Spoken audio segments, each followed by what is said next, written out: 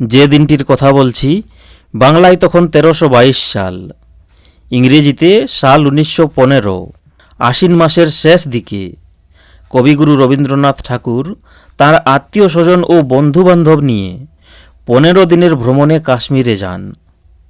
তখনকার কাশ্মীরের শিক্ষামন্ত্রী পণ্ডিত জগদীশচন্দ্র চট্টোপাধ্যায় কিছুদিনের জন্য শান্তিনিকেতনে এসেছিলেন। তিনিই নিমন্ত্রণ করে তাঁদেরকে কাশ্মীরে নিয়ে যান। কাশ্মীরের মহারাজার পরিস্থান নামক গৃহ নৌকাখানিতে কবিগুরু রবীন্দ্রনাথ ঠাকুরের জন্য ব্যবস্থা করে দেওয়া হয়। কাশ্মীর ভ্রমণকালে কবি 2টি বিখ্যাত কবিতা রচনা করেছিলেন। তার মধ্যে একটি হলো মানসী ও একটি হলো বোলাকা। নমস্কার প্রিয় বন্ধুরা, আজকে আমরা কবিগুরু রবীন্দ্রনাথ ঠাকুরের এই বোলাকা কবিতাটির বর্ণনা ও বিশ্লেষণ নিয়ে আলোচনা করব। কাশ্মীর ভ্রমণকালে কবিগুরু রবীন্দ্রনাথ ঠাকুরের দ্বারা রচিত এই 2টি বিখ্যাত কবিতাই মানসী ও বোলাকা ক্রমশ 35 এবং 36 সংখ্যক কবিতা তার বোলাকা কাব্যগ্রন্থের অন্তর্গত। এই বোলাকা কবিতা থেকেই কবি তার কাব্যগ্রন্থটির নামও বোলাকা রেখেছেন এবং তাঁর জীবনের এই পর্যায়টিকেও বোলাকার পর্ব নামে জানা যায়। কবিগুরু রবীন্দ্রনাথ ঠাকুরের জন্ম, তার মৃত্যু, তার ছদ্মনাম সম্পর্কিত তথ্যগুলি আমরা এর পূর্বে আলোচনা করেছি, তাই এখানে আমরা কবিতার বাকি তথ্যগুলির সম্পর্কে জেনে নিব। বোলাকা কবিতাটি লিখেছিলেন কবি মুক্তক ছন্দে, আর এই মুক্তক ছন্দটিকে বোলাকার ছন্দ নামেও জানা যায়। তোমরা সবাই জানো এই বোলাকা কবিতাটি হচ্ছে কবির বোলাকা পর্বের অন্তর্গত, তাই এখানে পর্বও হলো আমাদের বোলাকা। বোলাকা কাব্যগ্রন্থটির প্রকাশ সাল হলো 1916, আর এই বোলাকা কাব্যগ্রন্থে এই কবিতাটি 36 সংখ্যক। এই কাব্যগ্রন্থটি উইলিয়াম পিয়ারসনকে উৎসর্গ করেছিলেন, আর এই বোলাকা কবিতাটি সবুজপত্র পত্রিকায় প্রকাশিত হয়েছিল। বন্ধুরা, এই তথ্যগুলি তোমরা মনে রাখবে, এগুলি খুবই গুরুত্বপূর্ণ তথ্য। বোলাকা কবিতাটি হচ্ছে আমাদের গতি চেতনা বিষয়ক একটি কবিতা। গতি নিয়েই হচ্ছে সৃষ্টি। এই বিশ্ব চরাচর, প্রতিটি জীবজন্তু, গাছপালা সকলেই নিরন্তর গতিমান। বীজ থেকে অঙ্কুরে, অঙ্কুর থেকে বৃক্ষে, বৃক্ষ থেকে ফুলে, ফুল থেকে ফলে, আবার ফল থেকে বীজে, চক্রাকারে এই প্রাণের যাত্রা। ভবিষ্যতে কার কি হবে জানা নেই, কিন্তু তবুও আশা আকাঙ্ক্ষার বশে মানুষের মন ছুটে চলে কোনো অজানায়।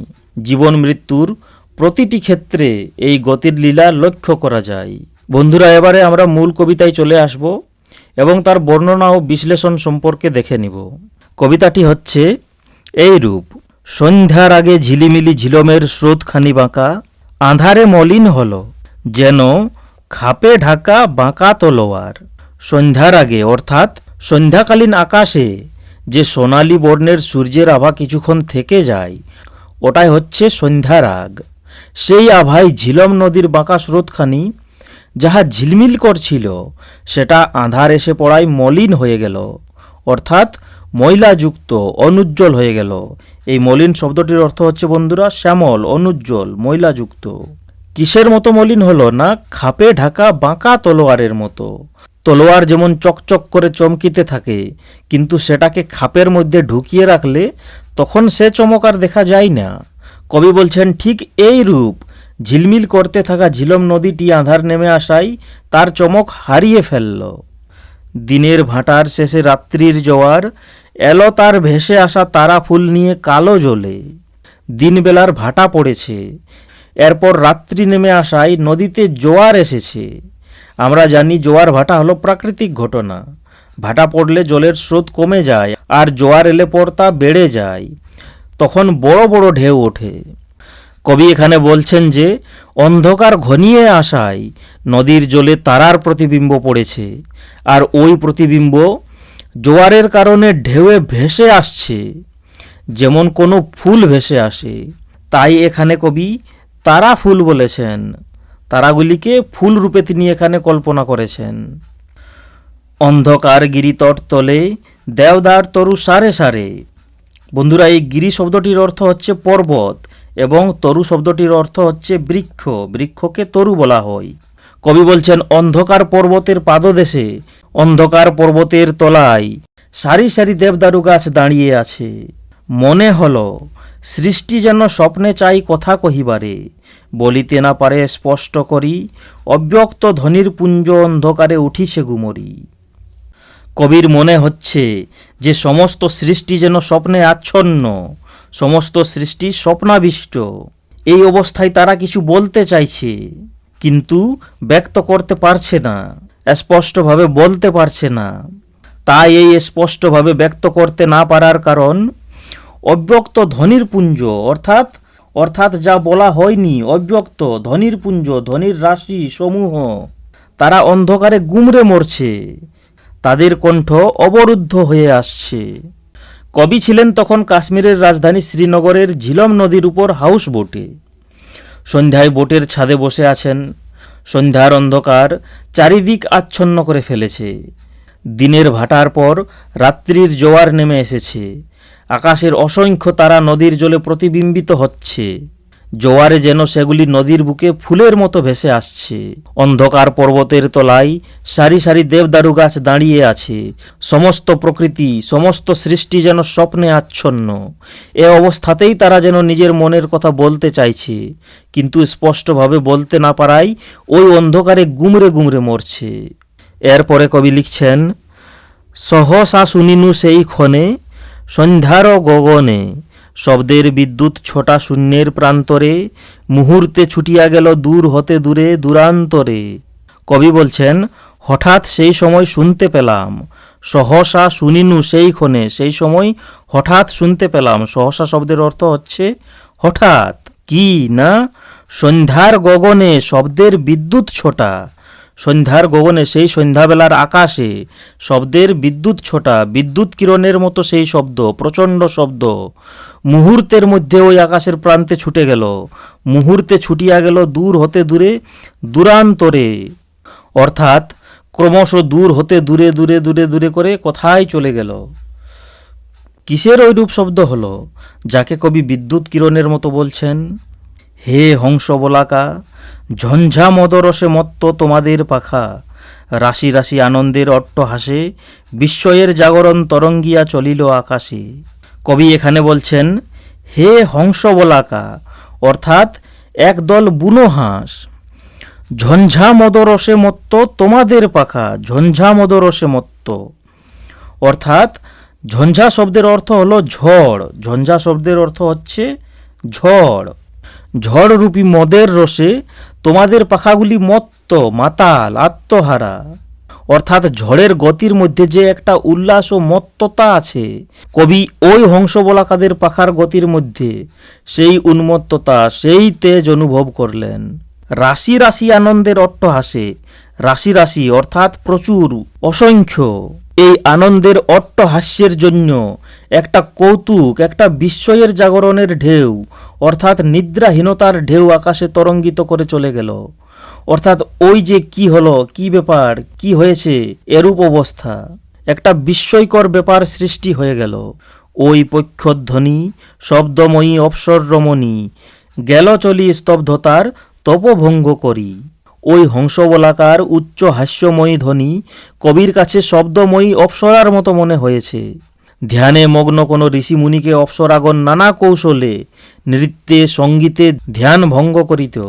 কবির এখানে মনে হচ্ছে ঠিক ওই রূপ, নিস্তব্ধ নীরব অবস্থায় যেন কোনো ধ্যানে মগ্ন থাকা এই বিশ্ব চরাচরের ধ্যান ভঙ্গ করে দিল ওই হংসবলাকার ধ্বনি।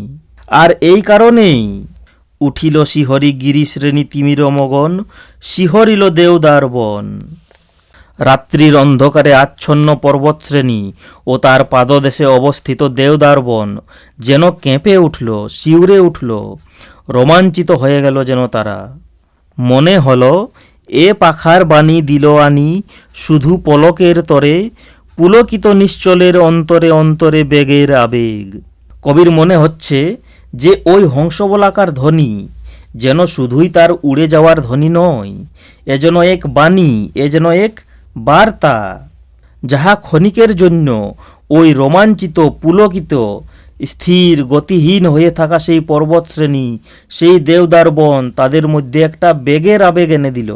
তাই পর্বত চাহিল হতে বৈশাখীর নিরুদ্দেশ মেঘ, তরুশ্রেণী চাহে পাখা মেলি মাটির বন্ধন ফেলি, ওই শব্দ রেখা ধরে চকিতে হইতে দিশাহারা, আকাশের খুঁজিতে কিনারা। ওই যে হংসবলাকার ধ্বনি, স্থির গতিহীন পর্বত ও দেওদার বনে এক উত্তেজনা, এক ব্যাকুলতা সৃষ্টি করে দিল। সে কারণেই পর্বত আর স্থির দাঁড়িয়ে থাকতে চাই না, সে বৈশাখ মাসের নিরুদ্দেশ মেঘ হতে চায়। বৈশাখ মাসে কালবৈশাখী ঝড়ের কারণ যেমন মেঘ প্রবল বেগে উড়ে চলে, ঠিক সেই মতো পর্বতের মনে বাসনা জন্ম নিচ্ছে, সে নিরুদ্দেশ নিখোঁজ হতে চাইছে। আর এই বৃক্ষগুলি তরুশ্রেণী কি চাইছে না, পাখা মেলি মাটির বন্ধন ফেলি, ওই শব্দরেখা ধরে চকিতে হইতে দিশাহারা। এই বৃক্ষগুলি যেন মাটির বন্ধন থেকে মুক্ত হয়ে ডানা মেলে উড়ে যেতে চাইছে।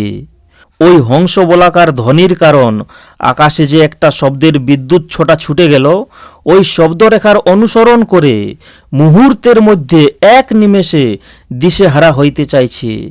আকাশের যে প্রান্তে ওই শব্দরেখা ছুটে গেল, তারই কিনারা খোঁজ করার জন্য যেন বৃক্ষগুলি পাখা মেলে উড়ে যেতে চাইছে। এ সন্ধ্যার স্বপ্ন টুটে বেদনার ঢেউ উঠে জাগি, সুদূরের লাগি হে পাখা বিভাগী। এই বিশ্ব প্রকৃতি যাহা স্বপ্নাচ্ছন্ন ছিল, যাহা স্বপ্নে আচ্ছন্ন ছিল, হংসবলাকার ধ্বনিতে তার স্বপ্ন ভেঙে গেল। একটি বেদনার ঢেউ যেন এই বিশ্ব প্রকৃতির মধ্যে জেগে উঠল। সেই বেদনা, সেই দুঃখ কিসের জন্য না, সুদূরের জন্য, সুদূরের লাগি, দূরে কোথাও ছুটে যাওয়ার জন্য। এ কারণেই কবি এখানে হংসবলাকাকে বিভাগী বলে সম্বোধন করেছেন। বিভাগী অর্থাৎ উদাসীন, সংসার ত্যাগের মনোভাবনা। বাজিল ব্যাকুল বাণী নিখিলের প্রাণে, হেথা নয় হেথা নয় আরও কোনোখানে। এই হংসবলাকার ধ্বনি যে একটি বার্তা এনে দিল, যাহার কারণ কবি পর্বত শ্রেণী, বৃক্ষ ইত্যাদির মধ্যে এক চাঞ্চল্যের অনুভব করলেন। সেই বার্তা, সেই বাণী যেন সমগ্র বিশ্বের প্রাণে বেজে উঠল। সমস্ত বিশ্ব চরাচরে যেন এক ব্যাকুলতা এনে দিল। শুধুমাত্র এইখানেই না, আরও অন্য কোনো স্থানে সেই ব্যাকুল করে দেওয়া বার্তা যেন বিশ্বের আরও অন্যখানে জেগে উঠল। এরপর কবি লিখেছেন, হে হংস বলাকা, আজ রাত্রে মোর কাছে খুলে দিলে স্তব্ধতার ঢাকা।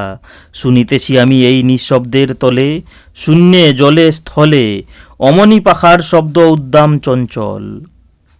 এই হংসবলাকার ধ্বনি বিশ্ব প্রকৃতির সাথে সাথে কবির মনেরও স্তব্ধতা ভেঙে দিল, নীরবতা ভেঙে দিল। কবি জলে স্থলে আকাশে সবখানেই ওই রূপ হংসবলাকার পাখার মতো উদ্দাম চঞ্চল শব্দ অনুভব করলেন। তার মনে হতে লাগলো সমস্ত বিশ্ব চরাচর ডানা মেলে উড়ে যেতে চাইছে যেন। তৃণদল মাটির আকাশ পরে ঝাপটিছে ডানা, মাটির আঁধার নিচে কে জানে ঠিকানা, মেলিতেছে অঙ্কুরের পাখা, লক্ষ লক্ষ বীজের বলাকা। তৃণদল অর্থাৎ ঘাসগুলি, তৃণ শব্দের অর্থ হচ্ছে ঘাস। এই ঘাসগুলি মাটির উপর গজিয়ে উঠছে, ঠিক দেখতে যেন তারা ডানা ঝাপটিছে। আর মাটির অন্ধকার তলায় লক্ষ লক্ষ বীজ অঙ্কুরিত হচ্ছে, তারাও যেন অঙ্কুরের পাখা মেলে উড়ে যেতে চাইছে।